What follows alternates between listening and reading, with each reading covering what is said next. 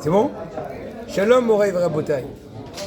Et je vais parler d'un point qui est en rapport bien sûr avec la paracha à nous, mais auparavant je vais précéder ce qui est raconté avec Avraham Avinu.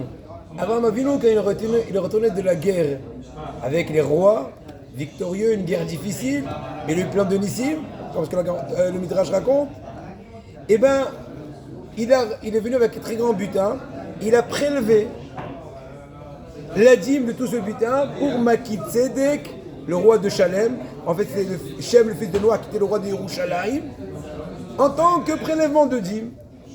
Il y a une discussion entre le Rambam et le Ra'avad. Comment comprendre cet épisode? Le Rambam dit que c'était un don pour une fois. Ce n'est pas tout le temps. On ne peut pas apprendre de là qu'Abraham prélevait tout le temps la dîme de tous ses revenus. Voilà, c'était un don spécial de remerciement à Kadosh Baruch Hu pour la réussite de la guerre difficile. Qu'il y ait ratson pour Am Israël, qu'une guerre facile et qu'on finisse rapidement en bonne santé et en longue vie à tous. Amen. Maintenant, Ra'avad il vient, il dit non. De là, j'apprends qu'Avraham Avinu, mis à part tous les 613 mitzvot qu'il accomplissait de par la sagesse que je lui ai donnée, mais avant le don de la Torah, il accomplissait aussi, chers amis, quoi? De donner le prélèvement de la dîme de tous ses revenus. D'accord. Maintenant, après cette introduction, on va se délecter de l'explication du Rabbi de Lubavitch sur la paracha à nous.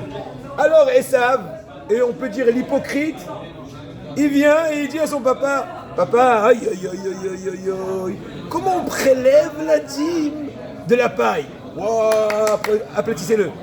Et comment on prélève la dîme du sel? Attends, j'ai une question.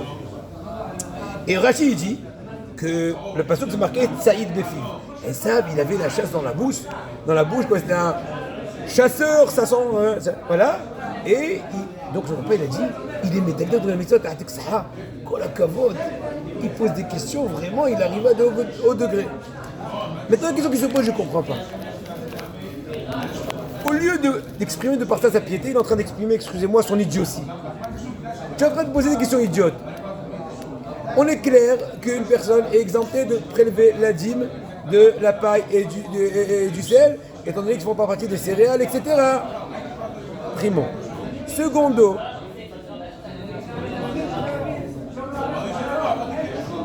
comment tu poses la question? Faites attention, dans le Rashi, dans le Midrash, il est marqué He'ach me'asrin.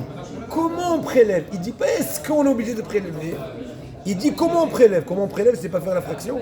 Un dixième. Si c'est 10 kilos, c'est 1 kilo. Si c'est 100, c'est 10. Etc. Aïe, aïe, Rabotai, l'explication est très profonde. Esav n'avait pas l'intention de demander est-ce qu'il est obligé de prélever le maaser comme ce qu'on prélève de toutes les céréales. Non, parce qu'effectivement c'est exempté. Et Esav, il pensait comme la vie du Ra'avad, et comme ça Rashi comprend que quoi? Qu'Abraham prélevait, Yitzhak aussi donc, prélevait la dîme de tous les revenus.